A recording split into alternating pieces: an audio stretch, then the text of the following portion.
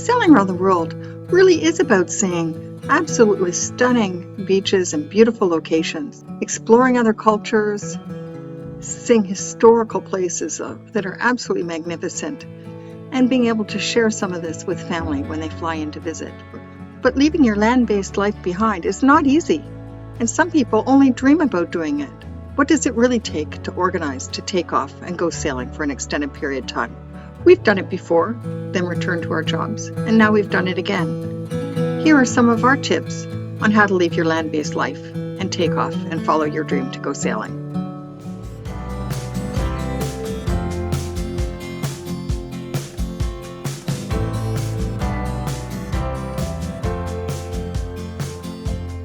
Well, welcome to Bow Truck Sailing. And today we're going to talk about how to sail around the world. Go for it, Pierre. About what? How to sail around the world. So we're going to talk about 5 different topics. I thought we might share just some of our experiences and maybe some wisdom about how to prepare to go sailing. Because I've done it twice and you've done it 3 times. Well, you mean 3 extended periods of at least a year, because we've done, both of us, a lot of trips, lots of crossings, everything else. In this video, I'm going to talk about the general plan of what it takes. And number 1, it's making a plan, setting a date, and we'll discuss how important that is. We're not going to talk about getting the boat, that's also part of it, that'll be another video. Making a detailed list of things that need to be done and starting to check the items off that list. And then, last point, stick with the date that you chose, no matter what happens. Well, talk about the first time that you took an extended leave of absence. Yeah, I was an airline pilot at the time. It was we were going through, the airline was going through a downturn in the economy. So these leave of absence with no consequences were actually quite easy to get. I took off about 1.5 years before going back to work. And that worked out really well, as you explained. Yeah, except for the lack of salary, there were no consequences to me leaving for 1.5 years. And so when we went around the world together, I actually had to leave my job. So I was a tenured university professor and a very rare person to leave a tenured job. But I had been working in biotech as well, and I felt confident that when we went back, I'd be able to find a job in the biotech industry, which turned out to be true, and was probably better for my career development in the end. But it was a bit scary at first.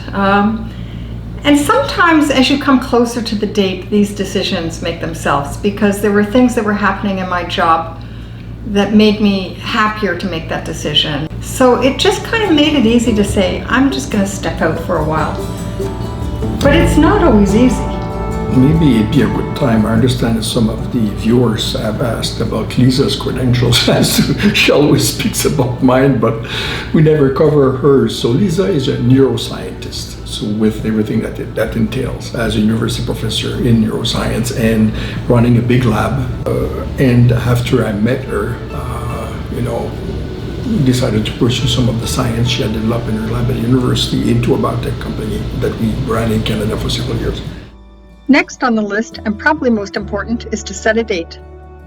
And perhaps the best way to set a date that you can stick to is to join a rally. And there are many rallies. We joined a Blue Water Rally, and I had no idea how that was going to work out with my career. That was a little bit later, so that was about 15 years ago now that we joined. But we had a date. We got the boat and we made it work, and so setting the date was important, even though sometimes you're not even really sure how you're going to pull it together. And then for our current boat, BioTrek, we set the date of May to be in France to oversee the last part of the construction of the boat. And again, as May came up, it didn't really look like it was going to be feasible, but we really pushed forward to stick with that date. I think the other thing we want to say about setting a date is, the date has to be reasonable, because it takes about a year to extract oneself from the life. That's a very important point. It doesn't matter whether the boat is new or old. You have to put aside at least a year, if not 2, if you're still working, just to get the boat ready to go around the world, or in a long distance, even just a transatlantic crossing. Because there's so many things that boat under the factory, despite what the manufacturers will tell you, it still has to be looked at, installed and ran and tested and retested and modified to suit your exact needs. This is very, very important, and you can't bypass that. I've seen too many issues of people picking up a boat in a factory in France and then jumping into an Atlantic crossing, and as soon as they reach the Caribbean, the first thing they do is sell the boat because it was just too much of a nightmare. And we're going to cover getting a boat, I think, in a lot more detail in another video, because it's such an important topic.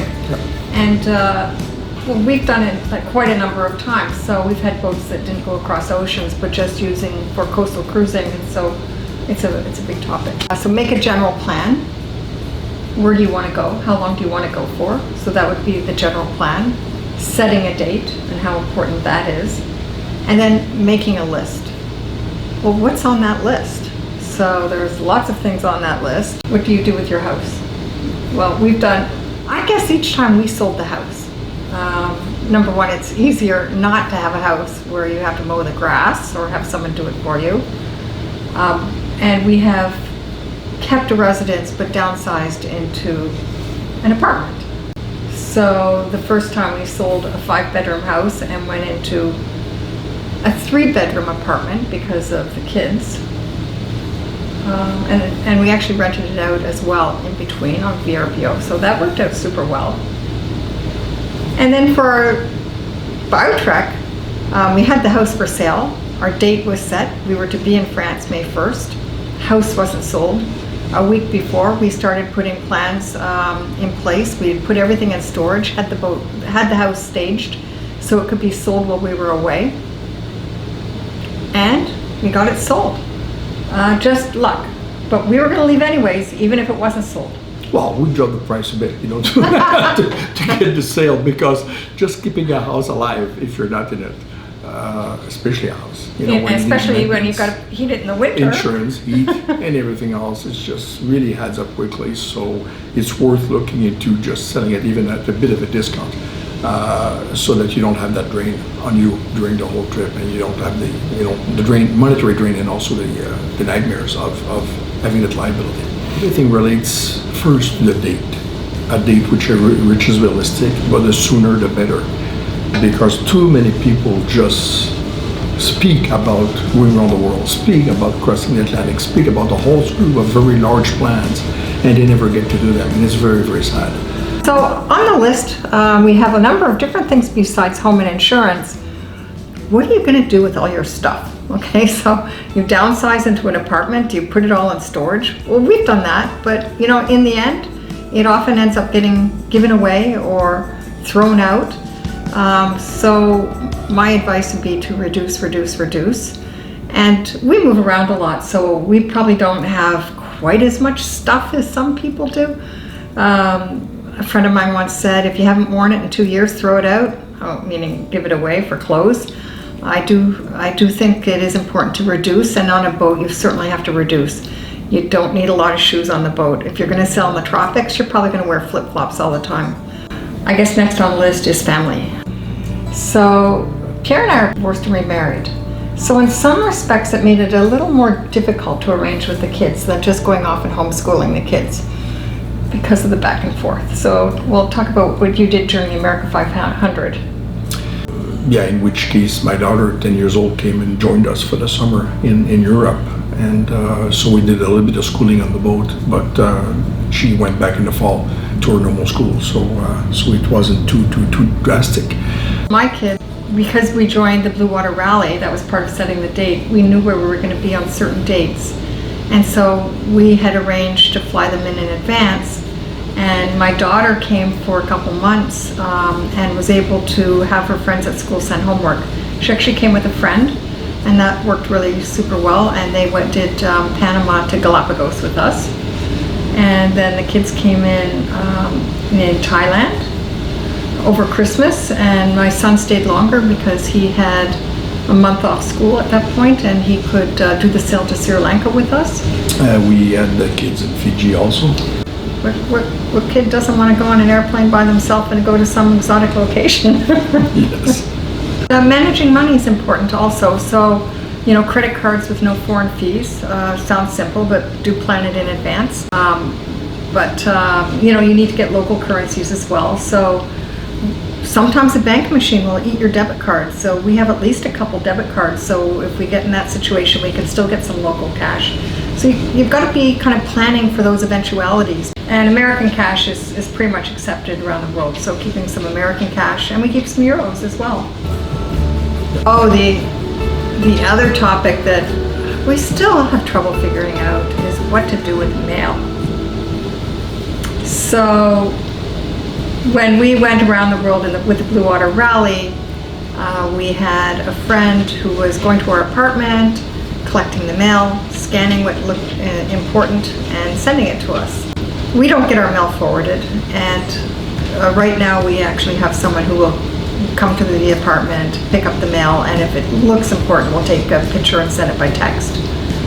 So, but most things now you can try to get it electronically, but there are things that come in the mail that you need to see. There are lots of long-term cruisers that will use mail services, and actually I understand. I've never used them, but I did some research on those, and they are actually quite good. They will give you a mailing address, which looks to everybody has a normal mailing address, but in fact it's just a box. So some of those services actually work quite well. And that comes to another point, which is cell phones, because being in the US, we have great cell phone service, even traveling internationally, so we don't get those huge roaming costs. But they're only if you live in the US, and so if you're out for an extended period of time, you'll get some warnings from the cell phone company, which happened to us. We were going back and forth, so we could resolve that. But the other thing to do with cell phones is we always have an extra phone where we can put in a local chip. And locals like a local number. They don't want to call foreign numbers. So when we're in Europe, we like to get, have a chip from France and put a local number in it. And Panama, same thing. We always get a local chip. In a lot of countries, they just never went to the expense of laying landlines like we do have in North America, wired line everywhere, in Europe. So the cell phone services are provided to everybody and extremely, extremely low costs for a very high data plan. Panama is an example. You'd be in the middle of nowhere, you've got 5 bars on your cell phone with your local card. If you're in Canada and you're just outside of Toronto, you can barely get a signal. The other thing that needs to be planned in advance is courses and certifications such as CPR, offshore medical, updating sailing skills if needed, and getting equipment and certifications needed for leisure activities. Good to plan the leisure activities. So we like to dive, and we wanted the kids to dive, so we made sure they got certified before we went cruising. Going with the school or having a good relation with the local school really is worthwhile. For example, we were in Bora Bora in a nice anchorage with the boat. We became such good friends with a dive shop that in the morning, if they were living with a bunch of guests and they had the space on the boat, they would give us a call at VHF that says, "Hi, Power Trek, are you guys ready to go diving today?" And just come to the boat, pick us up, and then the cost would be extremely minimal because the boat was already rented. The second aspect that we notice only part of the way around the world is that since we're already using these dive shops all over the place, they all qualified instructors. So we both had open water certificate and a couple of additional ratings, but so Lisa and I continue at every single stop we did to go through the whole list of courses that, for example, in our case, Paddy offered. We at the end started to feel fairly competent, and that's something that I would makes you enjoy diving more when you're so comfortable. Yes, and you have rescue diving, which is probably one of the most important one you can get. So. I guess the last point I have on my list of items is stick with your date. Stuff happens, and it's hard to stick with your date. I always say the best way to stick with your date is put money on it. Then you really feel committed. And that I have to say that just say, okay, now we're going to leave the 1st of January, whatever it is, that's one thing. But once you've committed to something, which is a little bit one of the reasons we join those rallies, even though we certainly don't need to it very often. We just take away, just leave the rally for months at a time, sail by ourselves, and then join them later. But the idea is that in a rally for us, it's a friendship we make with all of the other boats which have a common goal. It's very, very important for us. It's a very worthwhile It's big the part of departure sailing. date and the friendships. But the fact that these rallies, of course, will do a lot of the paperwork for you, a lot of the clearances, the Panama Canal, in and out of the countries, facilitating in case of COVID, for example, as is happening right now. There's so many things that they will do behind the scene to really give you discounts in the marinas, wherever you go. So there are lots of things, benefits coming with it, but attached to it also there's a price. There's a cost attached to it. The benefits of the cost attached to it, as far as I'm concerned, is that once you put money on something, you tend to stick to the date because you will lose it. So that was my argument. Yeah. Anyways, just I think in closing to say that it's really worthwhile. It's a different lifestyle. It's away from the rat race. It's definitely not being on vacation. I would come home on our last round on the road from time to time for things related to my biotech company.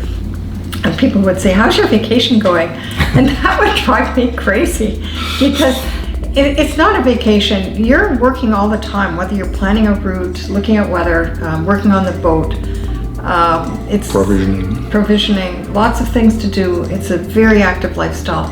You don't need to go to the gym because you're so active. You're just, walking everywhere, staying in shape. So looking forward to getting back to it.